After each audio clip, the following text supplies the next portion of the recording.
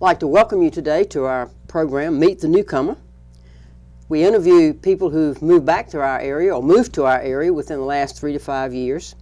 Our guest today is Carolyn Fleming-Sawyerr, who is on the pastoral counseling, pastoral services at Vidant Medical Center. Some of you may know this as Pitt Memorial Hospital, but it's now Vidant Medical Center. As you will see in our interview today, Carolyn had her early life here, but moved away for several years, and now she's moved back to Greenville in 2010. So we want to welcome you here today to this program, Meet the Newcomer. Tell us a little bit where you were born and raised. I was born actually in Bethel Clinic, and my mom from that place took me to Stokes, North Carolina, and I think I stayed there for she's about 9 months. And then she moved to Greenville, North Carolina, and that's where I was raised and went to school, South Greenville Elementary School. Okay. 1 year at CMLs before that school system was changed over, and then we moved to New Jersey. All right. Tell us a little bit about some of your fond memories about growing up here. One of the things that I used to really love, before we moved to Kearney Park, we used to live on a place called Factory Street, and when it rained, they had these little grates in the soil. I used to love to put my foot there and watch the water roll over my feet. It was just, the sun had the rain had a way of washing you and just calming you down, and I didn't know where the water was going, but just the freedom as a child to run up and down the street and play. And splash in the water when it rained. And splash in the water without feeling that something was going to happen to you. Oh, that's wonderful. I felt really safe. Oh, that's wonderful. Where did you and your family move to when you left this area, and how old were you when you left? When I left, I was about 14. We moved to New Jersey, Newark, New Jersey, and there I went to a school called, it was formerly Malcolm X Shabazz High School. Mm-hmm.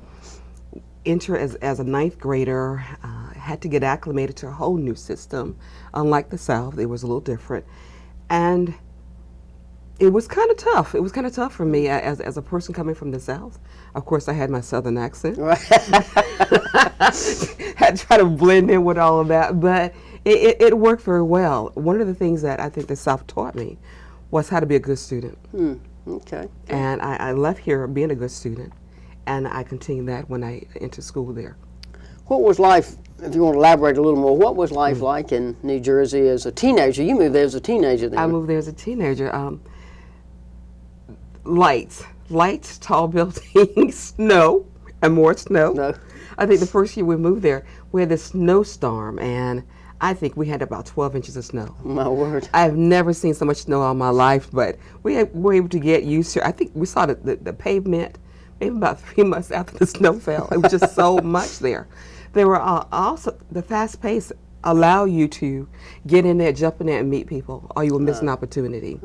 So in school, I met some friends, and they took me to their churches. I got to meet some of their pastors and some of their church members. Got to go to Sunday school with some of them and to participate in some of their programs as well. Sure, connection with religion and church goes way back. It's way back, yes. Mm-hmm. How did you, speaking of that, what brought you back then to Greenville? That is a very peculiar story, and when I tell people about it, they say it was nothing but the hand of God. I was working in New Jersey, in Connecticut at the time, and a headhunter called me and asked me to apply for a job. I resisted to no end, and before he told me, I just got to back up a little bit. My mother has remained here. Oh, so she moved back and stayed a long time. She moved back. And my mom was at the time 84 years old. We would visit frequently, but we noticed some things were changing with my mom. And she asked us all to move back, to come back home, because this is her home. This is where she raised us. This is where her roots. These are her roots.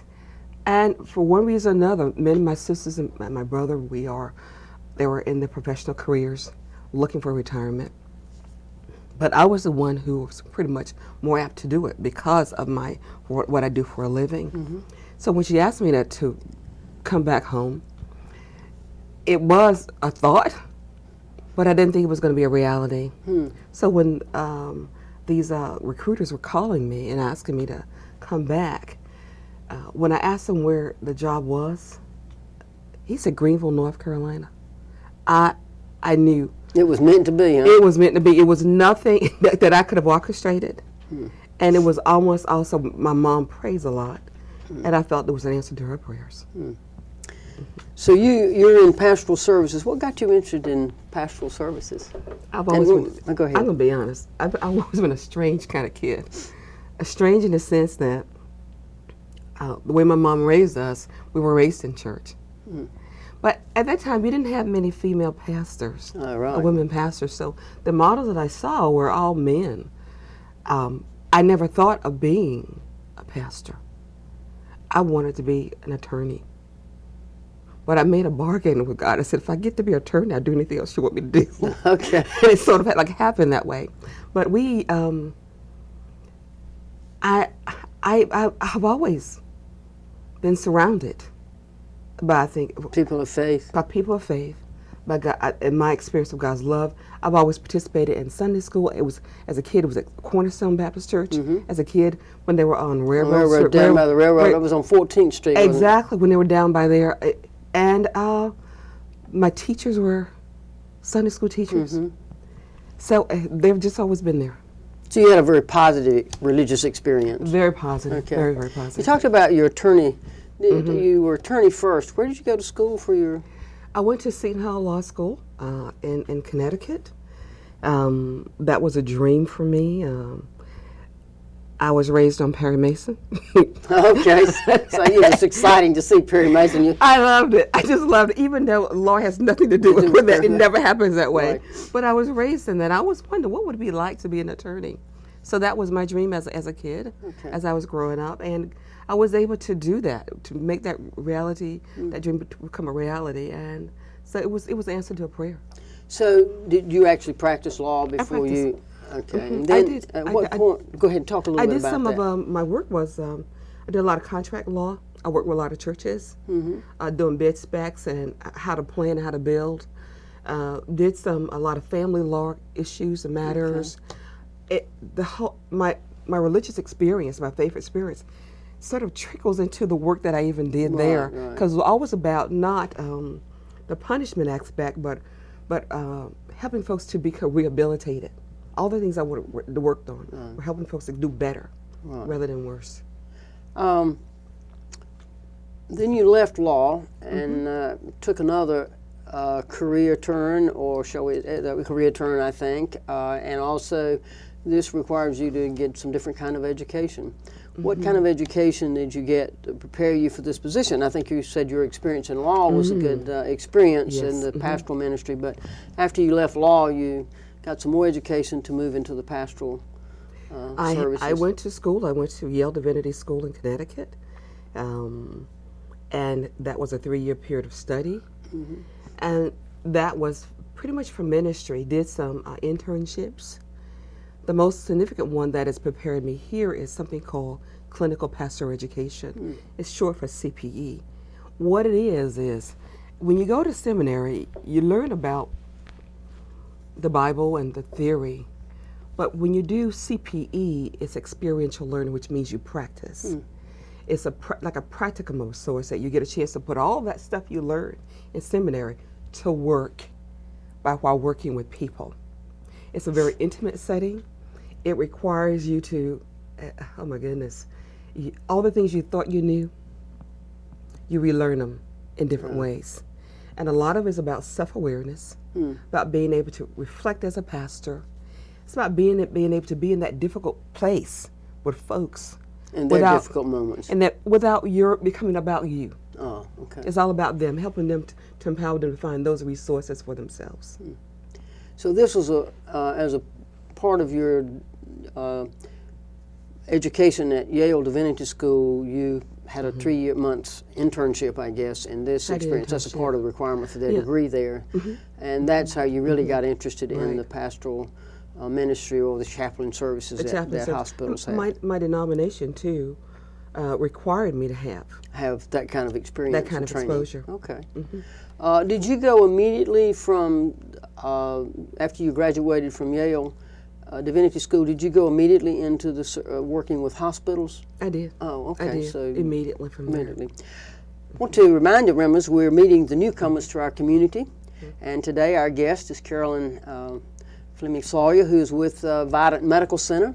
She is administrator for pastoral services there, and we welcome her in this capacity, and it's enjoyable to hear you talk about your own background and your experience, how you came to this career and to this point. And you've already indicated that prior to your pastoral services work and being a chaplain in the hospital, you were an attorney. And you went to Seton Hall for your law degree. And where did you go for your undergraduate? Oh, Rutgers. Rutgers, okay. So that was all in New Jersey? All in New Jersey. And then you went over to Connecticut to practice law? Is that where you did your... I practiced law in New Jersey. Okay.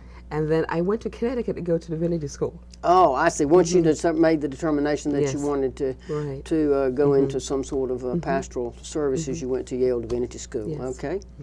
Tell us a little bit about the joy of the work that you have in that capacity, and maybe some joy of the work that you're doing here at Vidant Medical Center. Again, most people will know that. Formerly it was Pitt Memorial Hospital.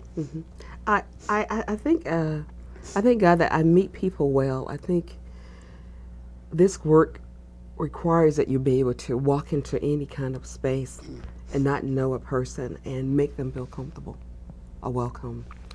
So one of the joys that I take from this whole profession is the ability to be open, the ability to be accepting of others, no matter who they are, no matter what race, creed, color, or religion that they may be. Or lack thereof. Or lack thereof. And to be able to walk into that space with a genuine concern to help, with a genuine concern to listen.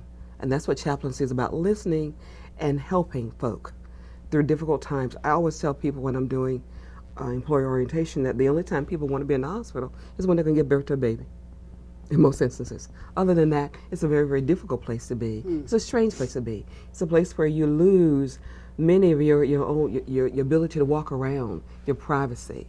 So therefore, it's very important to have somebody come in there and let you know that you're not alone in a situation and circumstances. Another joy that the whole chaplaincy work does is it's the teaching part of it, the CP part of it. We have students who come from all walks of life who are wondering how they can be better. I look at that process as us being gatekeepers and helping folks to refine who they are and polishing them to be better at the work that they do, even in their churches. If a person doesn't want to be a chaplain with that experience, you can use it for hospital visitation. You can use it for facilitating meetings. You can use it to help folks just open up to dialogue. That's what that work does for you. And so part of it, whether you're a pastoral or a chaplain in a hospital or in the Yes. pastoral services in a hospital, if you're in the ministry, you need those listening skills and those You definitely skills to stand in other people's shoes and to help them come to where they need to Yes. be.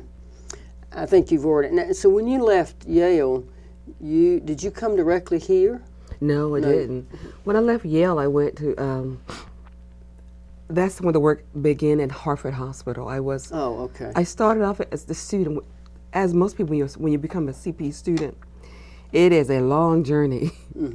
You start off almost like I call it like a pup, because you're learning the process. That first unit, which is for 400 clinical hours, but it's equivalent to 3 college credits. But you started with that basic course. And that's where I got bit. I got bit by the love for this work. So as a part of your training there Part at of my Yale, training. you got really introduced to it and had very positive experiences. Positive experience. And then you do additional units, 4 more units to become a chaplain.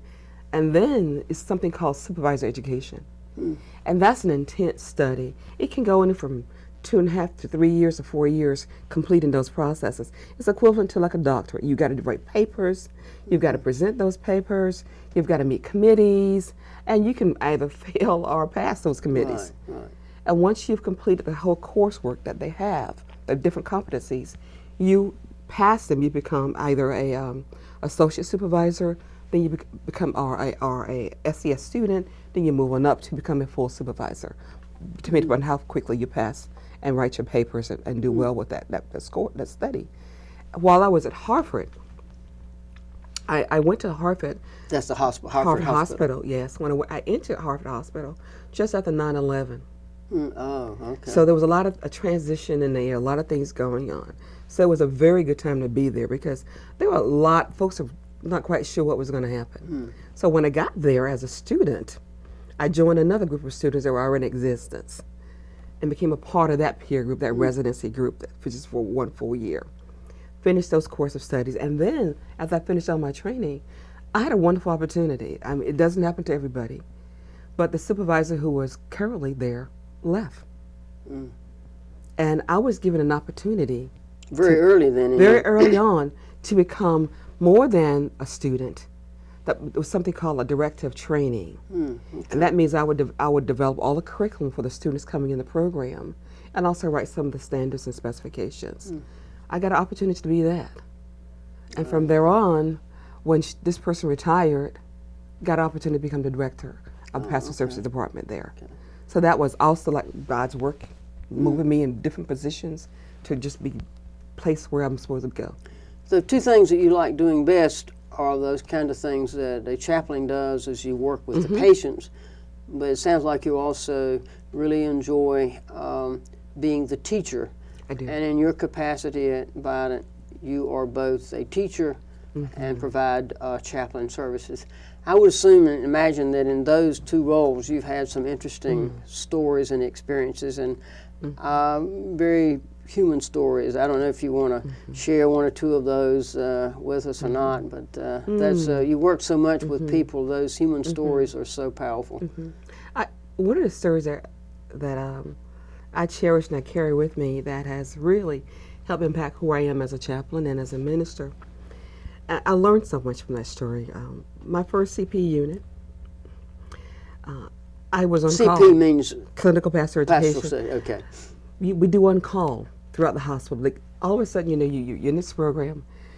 They give you this pager, and they tell you that you're on call. So if something comes up with a patient, they call you and you go. You were in charge of that entire hospital. Well, we all had turns getting, I call it being baptized by fire. We all have those kinds of turns. And I received a call to go to the ED. That's the emergency department. Emergency room, yeah. The door is open, and there's a patient lying there. He's talking. One would not think that he was ill, but yet the doctors are over trying to take care of him. So I said, ma'am, I asked the nurse, do you need me here? She said, yes. She just talked to him. My first case, mind you. So I started to talk to him, and he was a Jewish person. And he asked me, he said, so what are you doing here? I said, well, I'm a chaplain. He said, I didn't know they have women chaplains. His conversation was so gay, that I think really he did more for me than I did for him. Oh, okay. But when I left that evening, after taking care of him, I came to work the next day, and I learned that he died during the night. Oh, so they knew he was very, very ill. Very much ill, much more than he let on. And the wife had flown in from Chicago. She wanted to see me. And when I walked in to talk to her, she said, tell me about his last moments. Oh. And I said, well, ma'am, I said, he was the life of the party. He was teasing me and talking to me. He was talking to the nurses. He was talking about his work, and he was laughing and so happy. She started to smile. His name was Bernard. She said, that's my husband. I needed to hear that. Oh. Because that's how he lived his life. To be in that place at that time, you couldn't pay anything to hear those kinds of words. So you had a chance to share with her something that was terribly important for that her, she could not experience herself. For closure. For closure. For her. And that's what we do. We do that kind of work. Okay. You sound like you're excited about what you do, and you're happy to be in the position that you're in, and it's been a rewarding experience. I'm sure there are also moments when it's very, very sad in the work that you do. But what advice would you give a young person who was maybe thinking about the ministry and or being a hospital chaplain? I would have first advised them to call folks up and ask, can they come just to shadow? Shadow is walk around with them to see what the So work. spend some time in the Spend some hospital. time in the with- hospital. See what it's really. Start out as a volunteer. Get connected. Learn how to just speak up and just go for it. Don't put it on the back burner. If it's a burning desire, make a way to make it happen. Spend time with ministers. Spend time in healthcare settings. We don't have to be the person in charge. Just look and observe. Read. Read as much as you can. Talk to people as much as you can. And just get some exposure to it. Maybe talk to people who've had, like you, found this a very rewarding experience, and maybe find somebody who said that wasn't for me. Definitely. We currently have a student coming from one of the schools in the area who's thinking about ministry and will be with us for about 5 weeks. And that person will shadow with me, shadow with staff, with the chaplains, just to see whether or not this is what they may want to do. Okay. You must have some hobbies and interests after work. Maybe you found time to do some volunteer work in our community. You want to tell us a little bit about that? Well, let's talk about my hobbies. I'm old-fashioned, Pat. You're what? I'm old-fashioned. I really am. I like canning and preserving. I do like, but I learned how to do it healthy with a little bit of Splenda and some honey. I love those kinds of things. Those are things I remember as a child that my relatives put on the table. They built community, family, intimate time. So I like those kind of things. I love gardening. I have a flower garden. I have a vegetable garden. What kind of vegetables do you grow now? I love those little cherry tomatoes. I love those. I love squash, but I like the long one, not the bottleneck one. I like that. The squash, I grow peppers. I've had at one time a nice, wonderful little salad bed and turnips. Okay. So I like those. And I think my favorite thing is I love herbs. Herbs. So I have the herb gardens. I have cilantro, a little bit of sage, basil, parsley, those kinds of things. Okay. Well, there's something to be learned about growing things, I think. It is. It requires nurture. A lot of nurture. And so it's nurturing a different kind. Kind of nurture of a different kind, and has to have the right season. That Can't be too cold or too hot, but if it does, you got to do something for it. So what kind of volunteer things? You probably don't have a lot of time, but do you? Well, I do a lot of things at church right now. I'm just getting my feet wet with that, helping out wherever they need me to help out. I love dramatic art. Okay. So we just finished a play recently, and I'm going to be working with the Fine Arts Ministry in your church. Okay. What's that like? Tell a little bit about that. Well, you get a chance to do, when there's significant events, dates in the calendar. Oh, okay. Get a chance to plan some of those events that allow folks. We're not all speakers. Some of us we like to have fun different kinds of ways. Yeah. So folks can come together who may want to design a set, who may want to design a costumes, who may want to write a script, who may want to just to help folks get organized, be like a set designer or a stage designer. All those things are available in that kind of act. But you get a chance to bring the small children on up to the adults together in a creative kind of way. So you get to work with all ages in a program All like ages, that, all ages. So that's the fun part about doing That's that the fun kind of part. work. And also for me as a newcomer, I get to meet people. Oh, yes, So, you do. I get to You meet meet a lot people. of new people. And I'm sure in your work, wherever you've worked in the pastoral ministry or chaplain at a hospital, particularly if it's a large hospital, you meet a variety of people, even if they're local, but in a hospital like the one we have here that's regional, so people come in from many different locations. Anything you found surprising, positive or negative, moving back to Greenville, having been away since you were a teenager and coming back? Of course, it's changed a lot, I'm sure, become more of a city. Greenville has grown tremendously. When I left, it was the Pitt Community College was, I think, 1 or 2 buildings. Oh, yeah. Now you got Fire Tower Road out there. Oh, yeah. You've got 12,000 students. And Greenville has expanded way out there. ECU is large. Oh, yeah. It is. I can't imagine. It's just more than I can put my arms around. The growth in the hospital was on Moore Boulevard, I believe it was. 1 building. Now it's over a 900-bed hospital. So those have been dramatic That's changes. Dramatic and tremendous changes that we've had here. One at the hospital, one of the things I like is the Interfaith Chapel. Oh, the Interfaith Chapel. And that was a surprise to me. It was a surprise. We've been able to have such diverse programs in that chapel. Music, we've partnered with ECU School of Music, and we do Good Music and Medicine. Once a month, the students come in and do recitals, and staff people are able to come in and out as they like. Do you work with those programs as well? I do. It's wonderful. It's It wonderful. gives you a lot of variety in your work. Oh, yes. Doesn't it? And the staff get a chance to relax a bit. Oh, yeah. So it's wonderful. It's just great. So that's an interfaith chapel, not interdenominational. Right, Interfaith takes in interfaith. all the faiths that All the faith present in our traditions, community. all the faith traditions that are there. Right. But a lot of creative things take place in that chapel, which is great. Oh, yeah. Okay. Well, we're glad you moved back to Greenville. I am and hope you're enjoying your living here, and it sounds like that you are. And as you've heard, she has, Carolyn Sawyerr has had a very interesting career. And I want to say on behalf of all the citizens, I want to thank you for your service at Vidant Medical Center, for the work that you're doing in our community, and for because the pastoral services are so important to people who go to the hospital and to their families. So we thank you, and we welcome you back to Greenville. Thank you. And we're grateful for the staff that we have. Thank you.